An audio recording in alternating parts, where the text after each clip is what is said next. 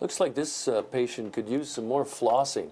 Listen, I'm not a dentist, but I play one on TV. I didn't go to dental school, but I know a guy who did. Dr. Knable's with us here from Big Sky Dental. Good to see you, Doc. How are things? Not bad. How are you today? I'm doing good, but I kind of get nervous when I see all the equipment in here and everything. Should people get nervous when they come to the dentist office? We don't bite. Oh, I'm glad you don't bite.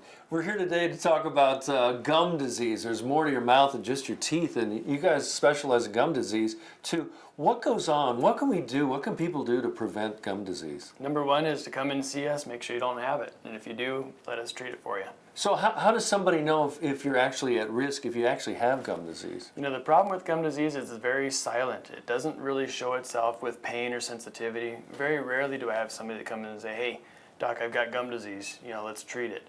Once in a while that happens, but not very often. So you're not hurting, you're not swollen, you're not necessarily bleeding or anything like that? You may be having those symptoms, but it may seem normal to you. You know, normal really isn't bleeding when you brush, bleeding when you floss, but I know a lot of people tell me, yeah, doc, I bleed when I floss, so I just don't floss very much. And it actually makes it worse.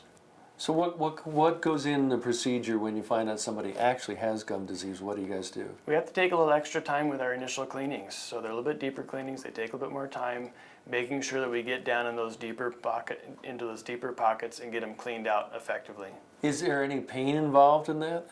If it is a deeper pocket, we can numb you. We generally numb for those deeper cleanings so that you're comfortable during the procedure. You may be a little bit sore afterwards because we are doing basically wound care for these areas that are already ulcerated and having issues. Gum disease can go beyond your dental health, right?